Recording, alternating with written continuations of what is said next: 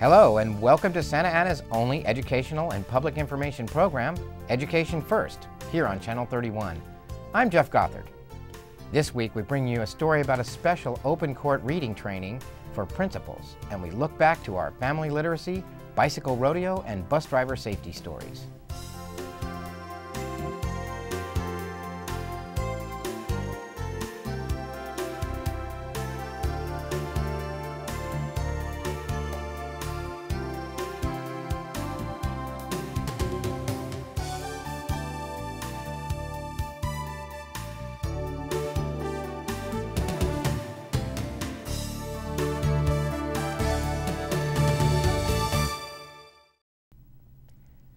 During a special meeting at National University, principals and literacy coaches learned new ways to use open court reading from one of the authors of the program.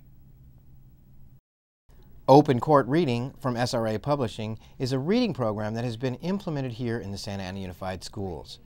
Marsha Roit, one of the authors of the textbook and the materials, spoke to a meeting of principals and literacy coaches recently, making suggestions and addressing concerns for elementary school teachers who use the books and materials every day in class. We want students to take and transform information. It's not just about regurgitating. We go through all the strategies. We go through all the different genres. We talk about all the writing traits. We don't call them 6+1 writing traits because that's trademarked.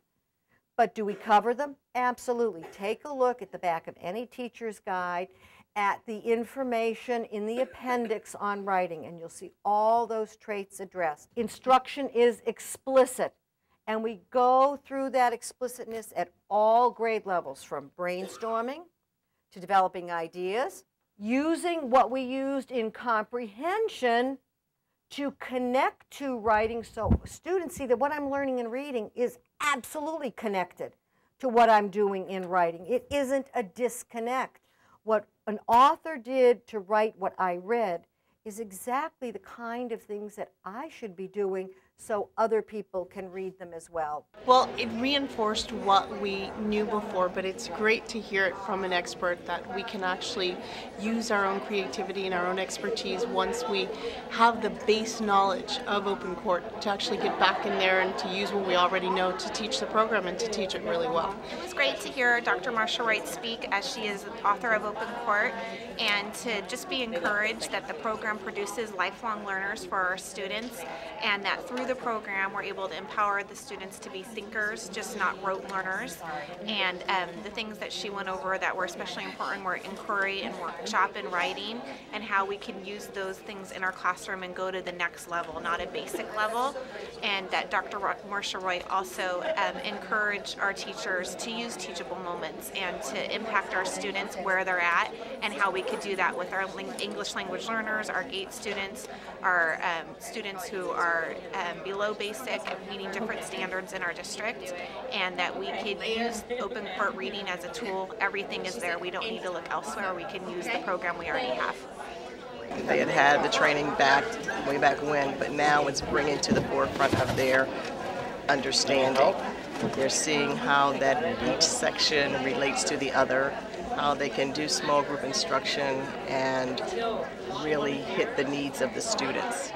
I think what's so important about coming back and revisiting the program once teachers and principals and coaches are familiar with it is it really allows us to go deeper into the program, to talk about the intent of the program, to help teachers and coaches realize that they need to take ownership of it, that they are the decision makers, and that as they are using the parts of the program, that they have the opportunity to think about their students, how it's going to impact their students, how they can collect information to help differentiate instruction.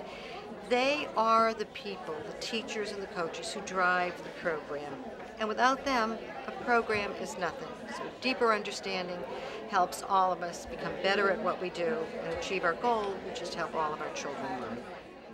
The principals and literacy coaches left the meeting ready to help the teachers at their own schools to put the new techniques they've learned to work. Dr. Linda Clinard, a literacy specialist from UCI, provided a parent meeting with tips for early childhood literacy earlier this year. I want to go through a couple of other things about literacy and reading and writing that are very important for us to understand as parents, and that we need to know that literacy is more than reading and writing. That we want children to be good readers, but to become good readers, they need to listen to language. And we want them to listen, and we want them to speak, even when we don't understand the language that they're saying. So when the babies were talking, they would talk to one another, Jeff and Trevor. I didn't understand them, but I encouraged that language because they eventually could speak it so that I could understand it. Now, I mentioned that Trevor was very quiet. One way that we could encourage Trevor to talk, he loved to play with puppets with his friends. Trevor, he loved to talk through the puppet, and it was fun. And when children are quiet, they can have fun learning and talking in other ways. So literacy is listening and speaking and thinking. Very often we'll ask questions and the children want to answer right away, or we as adults want to answer, but we need to encourage our children to think about language too. So literacy is listening. Literatura, el aprender literatura es el escuchar. And hablar, pensar, think, and read. Y leer. Even when they aren't understanding the words, if they read the symbols, they are beginning to see that print has meaning. Listening, speaking, thinking, reading, and writing, even when they are scribbling. And we want them to have different sizes of pens and pencils and different kinds of paper with lines and no lines so that they can explore writing as they grow. And as they grow older, I mean, they do lots of things with different colors, but as they grow older, they need to see that writing is part of our everyday life. And adults and all people of all ages have a lot of forms they can fill out, and that's part of writing too. When Anne was 11 years old, she wanted to do some activities at church. We didn't fill out the form, we asked her to fill that form out. Children learn a great deal from the time they're in about 3rd, 4th, and 5th grades to be able to start doing this and learning from filling out forms. Another important thing I want you to remember is that all children have literacy strengths. They may be better in speaking and listening and thinking, or adults as children may be stronger in one language or another.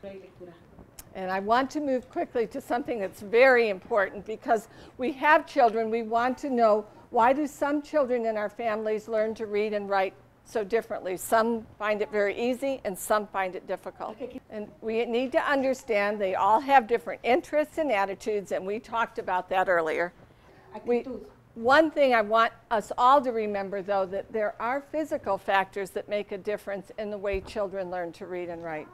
I did not know that Jeff and Trevor both needed glasses when they were in 1st grade until I talked to the teacher and learned of some of the difficulties they were having. And talking to the teacher helped me learn, helped my husband learn, that we needed to have them checked, because it wasn't that they didn't like to read, it was that it was very frustrating for them to look at things for very long. And also, our boys had many ear infections when they were very little. Do any of your children have trouble with infections? It's very, very common among young children. And the fluid stays in the ear and can get very thick and hurt it infringes on their hearing. It's a block to their hearing unless they do something that's very important: drink water and take their medicine. And then another reason why children learn to read and write so differently is because of the different things that we use to help them explore reading and writing. But the grocery store has a great deal of writing and a great deal that we can explore, as well as the restaurants with their menus. We are introducing a program called Everyday Literacy for Families in Santa Ana because we believe in the importance and know, and I have seen over many years, the importance of introducing literacy as a part of everyday life from the time children are infants and older. And it helps them so much when they know that reading and writing is part of literacy. But we're wanting parents to see that listening and speaking and encouraging children to think when they're very young is also very important.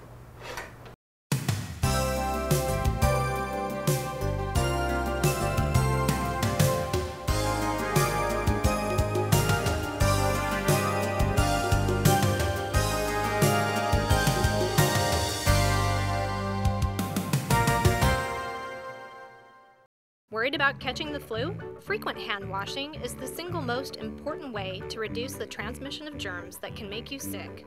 Where are these germs? Organisms that can cause a variety of illnesses are present just about everywhere in our environment, including doorknobs, elevator buttons, telephones, computer keyboards, and more. Many times, all it takes for you to catch the flu is to touch something like an elevator button and then touch your face. So hand washing is critical. When do you need to wash your hands? Wash before and after you prepare food and eat. Wash your hands after you cough or sneeze, use the restroom, clean house, or do other chores like taking out the trash, work in your garden or yard, and play with or groom your pets. And if someone in your home or workplace is sick, you need to wash your hands more frequently. Remember, frequent and effective hand washing is the best way to help keep you from getting the flu. This message brought to you by Anaheim Memorial Medical Center, caring for our community. Passing gas around infants can be deadly. Passing gas releases a toxic fog of ammonia and hydrogen cyanide, which can be especially harmful on an infant's developing lungs. Passing gas can even contribute to sudden infant death syndrome. Kids shouldn't be exposed to secondhand smoke. Don't pass gas, take it outside. Taft School teachers and students recently saluted their bus drivers during National Bus Safety Week, and Channel 31 was there. Taft Elementary School has been honoring some special people at their campus this week. These are the men and women who make sure that the students arrive for classes on time every day from all over South Orange County. The deaf and hard of hearing students that attend the Regional Education Center at Taft have decided to recognize their bus drivers for providing daily support and assistance. To coincide with the National School Bus Safety Week, the school has also created customized bus driver survival signs handbooks to help drivers communicate more easily with their student passengers. David Esch caught up with some of the drivers.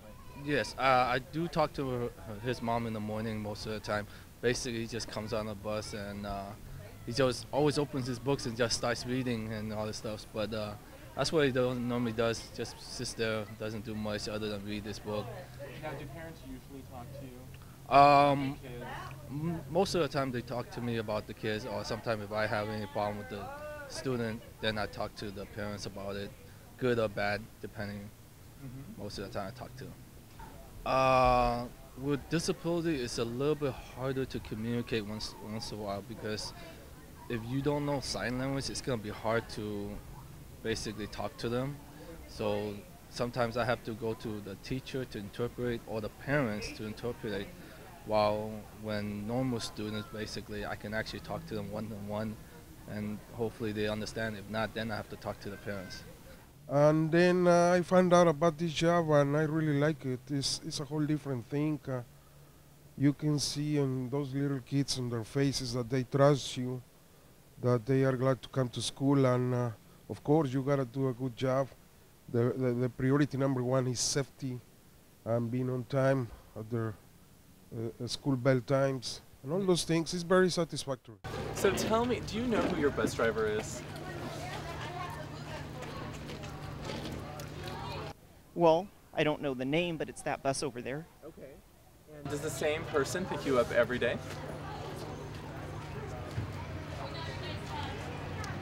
Normally, yes. So tell me, when you get on the bus, do you usually say hello, or do you just go sit down?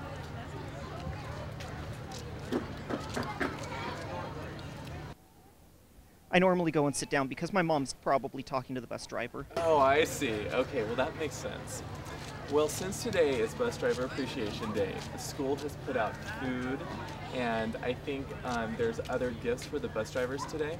So, since the bus driver picks you up every day from your house, and what city do you live in?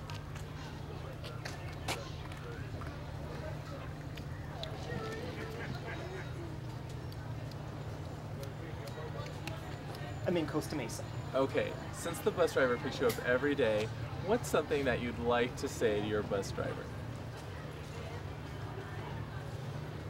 Thank you. This week is called National Bus Safety Week, And every day we have an activity planned. Today, Monday, we honored our bus drivers with treats and goodies to take with them on the bus. And bus drivers are very important people in special ed. They bring our children to our classroom safely, and they take them home safely.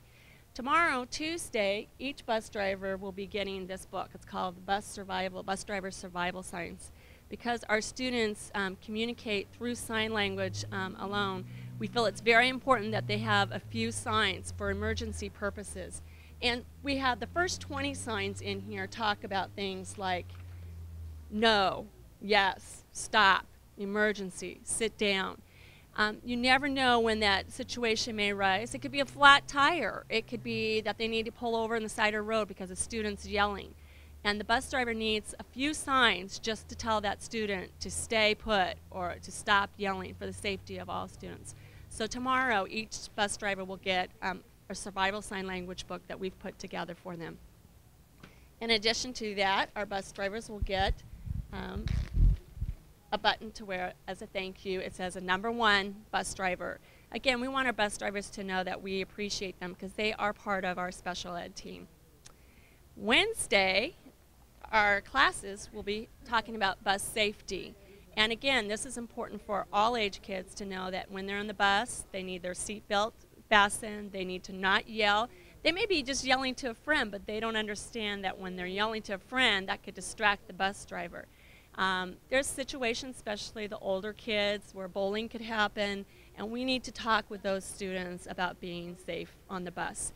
And on Wednesday, our students will also get little bus goodies with pencils and rules of being safe, and bus tags to go on their backpack, and little superstar bus safety tattoos for their hands to show them. Our kids, because they're deaf and hard of hearing and they tend to lack in language, they need a lot of visuals. And so we feel that these are just more visuals, one, to show our appreciation, and two, to talk about bus safety. And then finally, on Thursday or Friday, our students are going to be making thank you notes or doing special little gifts for their bus drivers because we believe little acts of kindness go a long, long way. Bus drivers are part of the team that builds success here at Taft, and they're much appreciated by the teachers, parents, students, and administrators. And in other safety news, a bicycle rodeo brought students and police officers together for some important lessons about how to use care while riding their bikes. It's illegal to ride your bike without wearing a helmet. But did you know you have to also wear a helmet if you're riding a skateboard, scooter, or rollerblades? California put the law on the books in 2003, and this affects all minors. Wearing a helmet can reduce the risk of bicycle bang-ups dramatically. The Santa Ana School Police Department was awarded a grant from the Office of Traffic Safety in the amount of $376,000 to put on events like this bike rodeo. Boom! You just ran a red light. You did everything right, except you needed to look over your left shoulder. We're teaching these kids that the roads are dangerous, they've got to be careful and follow the rules of the road.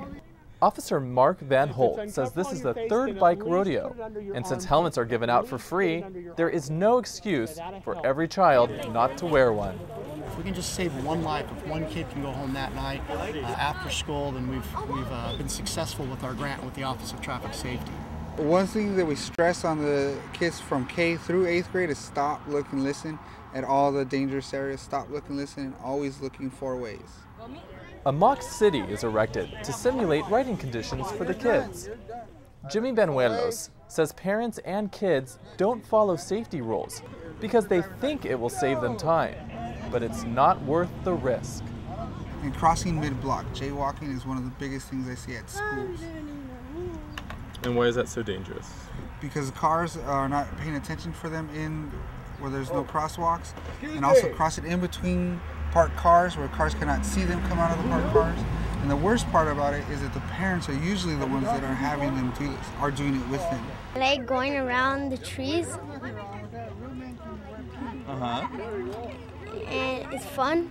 Always look to the right and left every time when you cross the road. Hector came out because although he already owns a helmet, If you're riding a bike and you fall, you could break your head.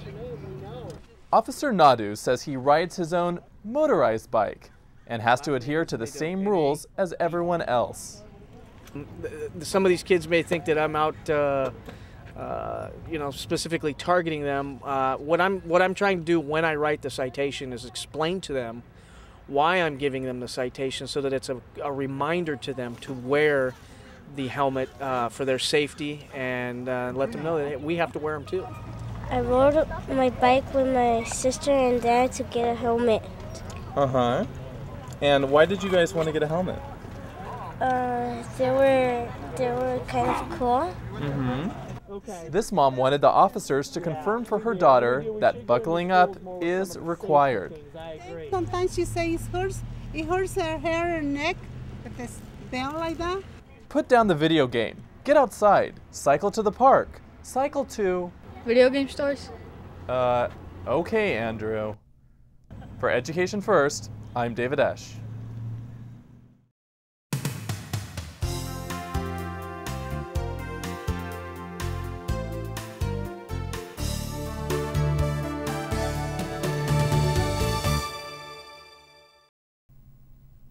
Hello. Hello, I'm Jane Russo, and as the newly appointed superintendent of the Santa Ana Unified School District, I'd like to introduce myself, and in many cases reintroduce myself, to the parents, students, and community members of Santa Ana. After working with children in education for most of my life, I'm grateful for this opportunity to serve my community in such a meaningful way. I've served this district since 1980 as a teacher, assistant principal, area administrator, and deputy superintendent. And as you may know, most recently, I've also been acting as interim superintendent since August of last year, and have been actively involved in addressing the ongoing needs and real challenges that face our district every day.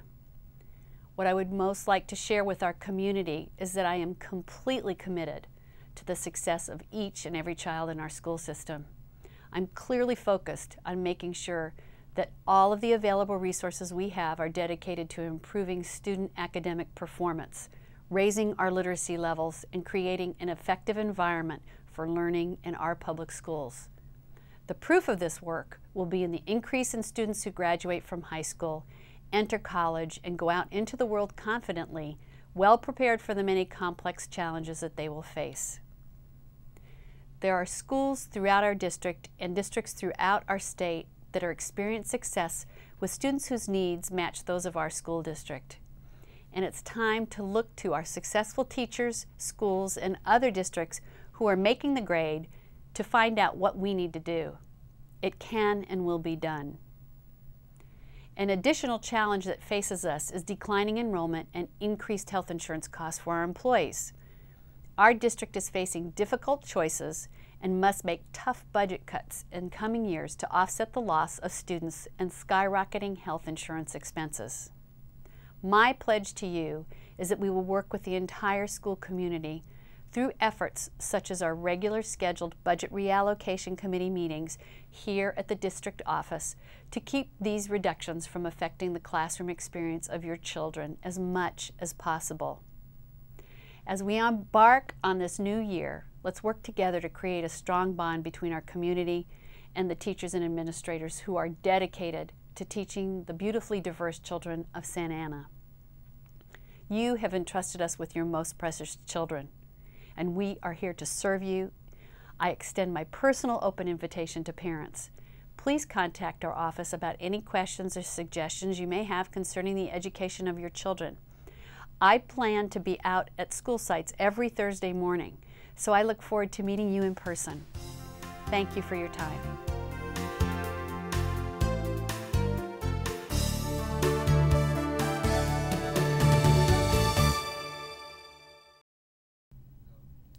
Are you an artist or a digital artist? We're looking for creative Channel 31 graphics made by students in Santa Ana schools.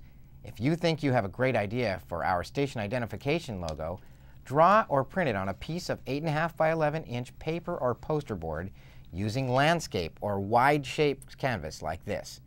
Mail it in to us at SAUSD-TV, Channel 31, 1601 East Chestnut Avenue, Santa Ana, California, 92701. Or you can have your teacher send it to us directly from your school via district mail, or email your digital art to us. Your entries will be judged by the visual and performing arts staff here, and winners will receive a Blockbuster Video gift card, and we'll show the winning artwork here on Channel 31. Make sure to include your name, grade, and which Santa Ana school you go to with your entry. Your entries are due on January 31st, 2007, so there's still time to get your entry into us. Channel 31 offers educational videos from the Futures Channel that connect science, math, arts, and technology concepts with real-world careers. Stay tuned to see them after this edition of Education First. We also are presenting a National Geographic series about animals that will be shown on this channel at 11:30 a.m., 1:30 p.m., and 8:30 p.m.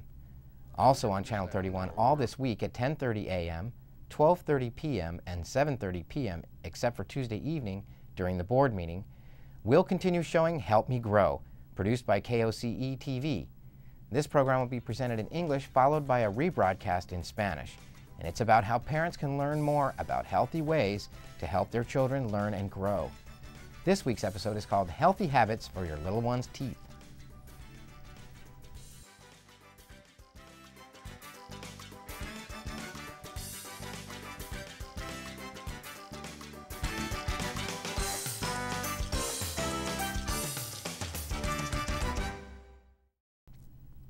We'd like to hear from you, so if you have good news about your Santa Ana school, or you just want to let us know how we're doing, please call us at 480-5374, or write to us, or email us at channel31@sausd.us.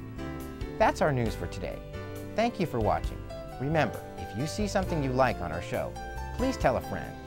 I'm Jeff Gothard for Education First, Santa Ana's only educational news and public information program here on Channel 31.